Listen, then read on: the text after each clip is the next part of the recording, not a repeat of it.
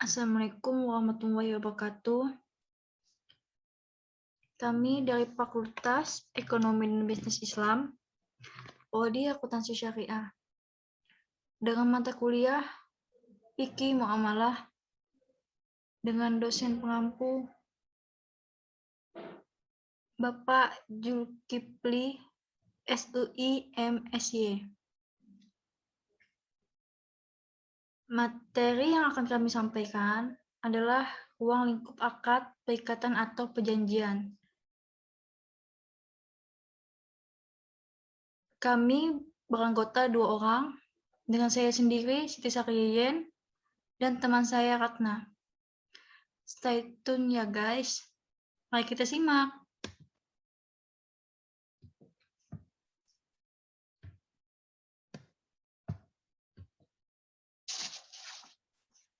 Asal-usul akad. Akad merupakan bagian dari tasarruf. Menurut Mustafa Az-Zarqa, tasarruf adalah segala yang keluar dari seorang manusia dengan iradatnya atau kehendaknya, dan syariat menetapkan sejumlah akibat hukum terhadap hak dan kewajibannya.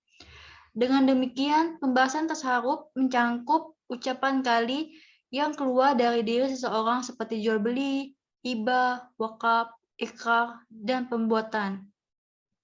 Seperti mengambil hal-hal yang membuah, mengkonsumsi, dan mengambil manfaatnya. Mustafa Az-Zarqa dalam Dahlan menyatakan bahwa tindakan hukum yang dilakukan manusia terdiri dari 2 bentuk, yaitu pertama, tindakan dalam bentuk perbuatan, yang kedua, tindakan dalam bentuk perkataan. Tasarruf fi'li ialah usaha yang dilakukan manusia dengan tenaga dan badan selain lidah. Sebagai contohnya adalah memanfaatkan tanah yang tandus, menerima barang-barang dalam jual beli, atau merusak benda orang lain.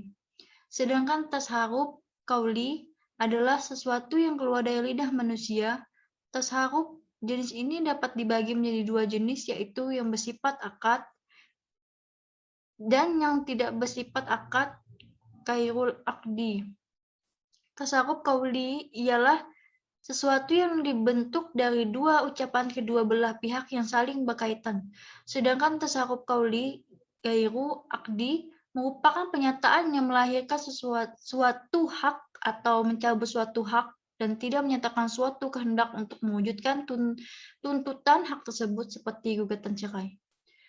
Berdasarkan pembagian tindakan hukum ini, menurut Az-Zarqa dalam Dahlan, suatu tindakan hukum lebih umum dari akad.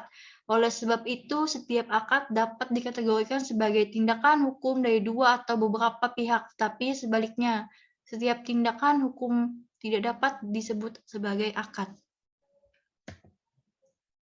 Selanjutnya, pengertian akad. Secara etimologi, akad berasal dari bahasa Arab yang lazimnya disebut akada atau jamaknya uqud, dari kata akada yaqidu aqdan yang berarti al-rab atau mengikat, mengumpulkan, dan janji, yaitu menghimpun atau mengumpulkan dua ujung tali dan mengikatkan salah satu pada yang lainnya hingga keduanya bersambung dan menjadi seutas tali yang satu.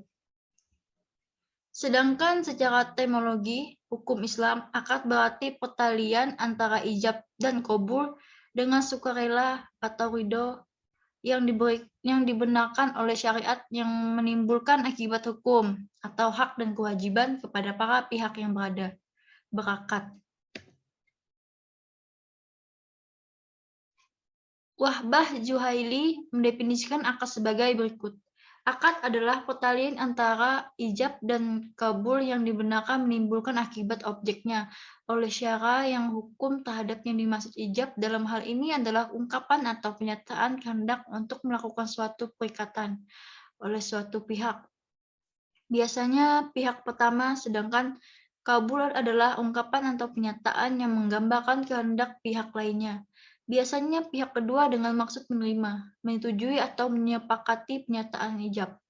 Adapun Abdul Razak As-Sansuri, pengarang kitab Nazariyah Al-Aqd, Syarah Al-Qanun dalam Syahnan mengemukakan bahwa yang dimaksud dengan akad atau perjanjian adalah suatu perbuatan hukum di mana seorang atau lebih mengikatkan dirinya terhadap orang lain untuk menimbulkan iltizam atau hak dan kewajiban, mengalihkan atau mengakhirinya. Berdasarkan definisi akad di atas, dapat disimpulkan bahwa akad adalah kehendak atau iradat untuk saling mengikatkan antara dua pihak atau lebih, sihhatul aqdi, yang dibenarkan syariat dan menimbulkan konsekuensi hukum atau hak dan kewajiban terhadap objek akidain dan objek akad mahalul aqdi atau ma'qud alaih. Selanjutnya, akad dan iltijam. Iltijam adalah sebuah tasarruf atau perbuatan yang mengandung keinginan untuk melahirkan suatu hak atau mengakhiri satu hak atau menggugurkan baik datang dari satu pihak seperti wakaf, talak yang tidak ada nilai hartanya, juga ibrah atau membebaskan tanggungan, atau datang dari dua belah pihak seperti akad jual beli dan sewa. Dengan begitu, makna iltijam sama dengan makna akad secara umum, yaitu setiap ucapan yang keluar untuk menjelaskan dua keinginan yang sama atau keinginan satu pihak, sehingga makna iltijam lebih umum dari makna akad secara khusus, yaitu setiap ucapan yang keluar untuk menjelaskan dua keinginan yang ada kecocokan, sedangkan iltijam tidak hanya menjelaskan dua keinginan yang ada kecocokannya. Selanjutnya, akad dan tasarruf. Akad adalah bagian dari macam-macam tasarruf. Yang dimaksud dengan tasarruf ialah setiap yang keluar dari seseorang yang sudah mumayyiz dengan kehendak sendiri dan dengan cara menetapkan beberapa konsekuensi baik berupa ucapan atau yang setingkat dengan ucapan berupa aksi atau isyarat, sehingga dalam pengertian ini makna tasarruf lebih umum daripada akad, karena akad termasuk dalam bagian tasarruf qauli. Tasarruf terbagi dua, yaitu tasarruf fi'li dan tasarruf qauli. Tasarruf fi'li ialah usaha yang dilakukan manusia dengan tenaga dan badannya selain lidah. Misalnya memanfaatkan tanah yang tandus, menerima barang dalam jual beli, merusakkan benda orang lain, dan lain-lain. Tasarruf qauli ialah tasarruf yang keluar dari lidah manusia. Tasarruf qauli terbagi dua, yaitu aqdi dan bukan aqdi. Tasarruf qauli aqdi yaitu sesuatu yang keluar dari dua ucapan kedua belah pihak yang saling bertali, contohnya jual beli, sewa menyewa, dan perkongsian. Selanjutnya, tasarruf qauli bukan aqdi ada dua macam, yaitu yang pertama merupakan penyataan pengadaan sesuatu hak atau mencabut suatu hak seperti wakaf, talak, dan memerdekakan. Yang kedua, tidak menyatakan suatu kehendak, tetapi dia mewujudkan tuntutan hak, misalnya gugatan, ikrar, sumpah untuk menolak gugatan. Jenis kedua ini tidak ada akad, tetapi semata perkataan. Selanjutnya akan dibacakan oleh teman saya, Ratna. Assalamualaikum warahmatullahi wabarakatuh. Perkenalkan, nama saya Ratna. Saya akan melanjutkan presentasi dari teman saya.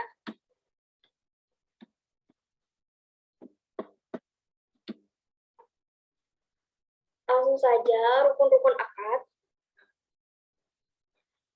Menurut jumhur mukaha, rukun akad yaitu yang pertama, akid atau akidain, yaitu orang yang berakad atau pihak yang terlibat langsung dengan akad.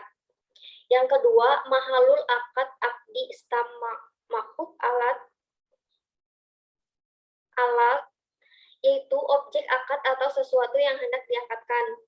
Yang ketiga, sihhatul akdi, yaitu pernyataan kalimat akad yang lazimnya disebut pernyataan ijab dan pernyataan yabul.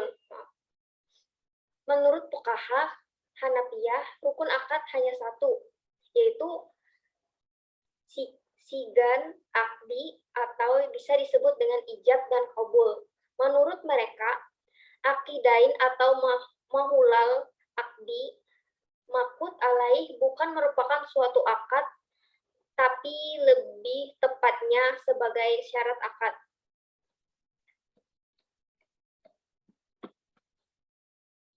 Kemudian syarat-syarat akad secara umum dapat dilihat dari syarat setiap unsur yang membentuk akad itu sendiri.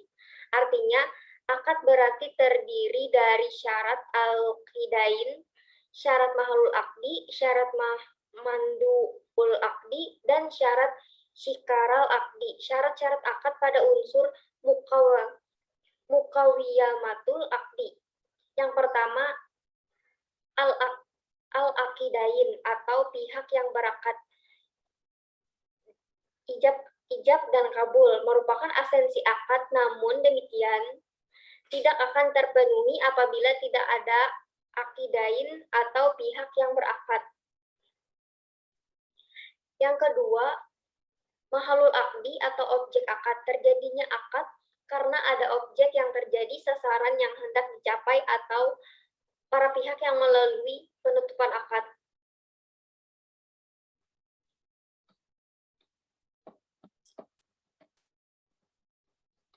Yang ketiga, maudu'ul akdi atau tujuan akad.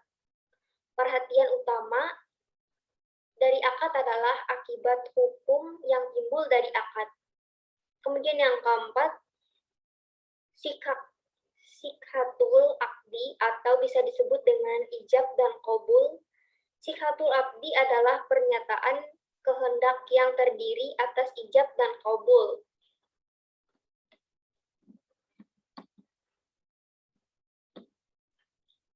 Macam-macam akad terdiri dari macam-macam yang berdasarkan ketentuan syarat, yaitu ada akad sahih.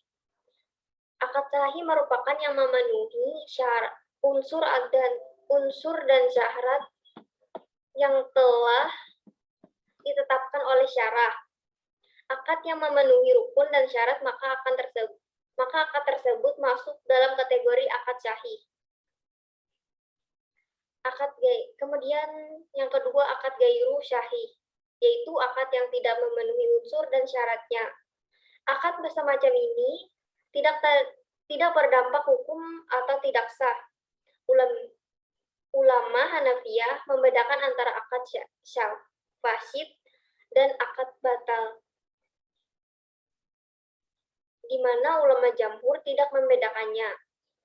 Akad batal adalah akad yang tidak memenuhi rukun, seperti tidak ada barang yang diakadkan, akad yang dilakukan oleh orang gila, dan lain-lain. Sedangkan akad pasif adalah akad yang memenuhi syarat dan rukun tetapi dilarang oleh syara, seperti menjual narkoba, miras, dan lain-lain.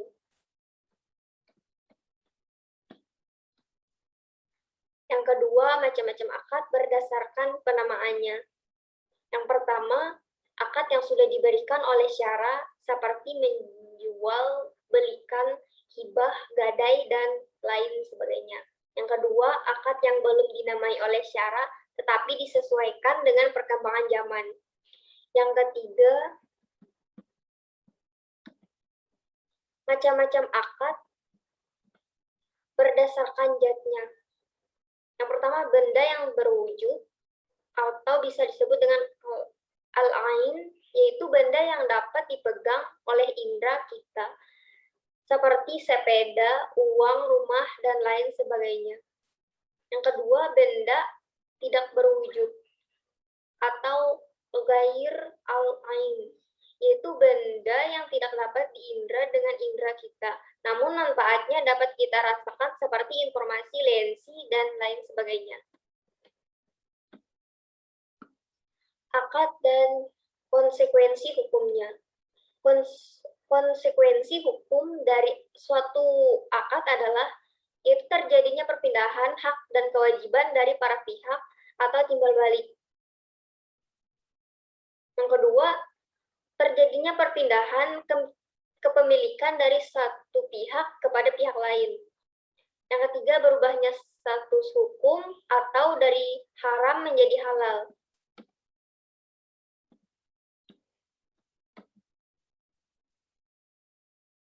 Berakhirnya akad dapat berakhir dengan pembatalan meninggal dunia atau tanpa adanya izin dalam akad mauquf atau ditabuhkan. Akad dengan pembatalan terkadang dihilangkan dari asalnya, seperti pada masa khiyar, terkadang dikaitkan pada masa yang akan datang, seperti pembatalan dalam sewa menyewa dan pinjam meminjam yang telah disepakati selama 5 bulan, tetapi sebelum sampai 5 bulan telah dibatalkan.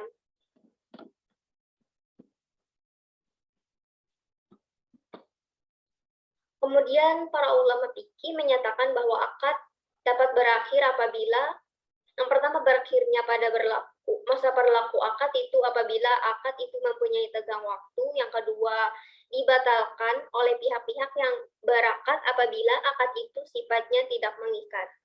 Yang ketiga, dalam akad bersifat mengikat, suatu akad dapat dianggap berakhir jika suatu jual beli itu fasad, seperti terdapat unsur tipuan salah satu rukun atau syarat tidak terpenuhi, akad itu tidak dilaksanakan oleh salah satu pihak, atau tercapainya tujuan akad itu sampai sempurna, salah satu pihak berakad meninggal dunia.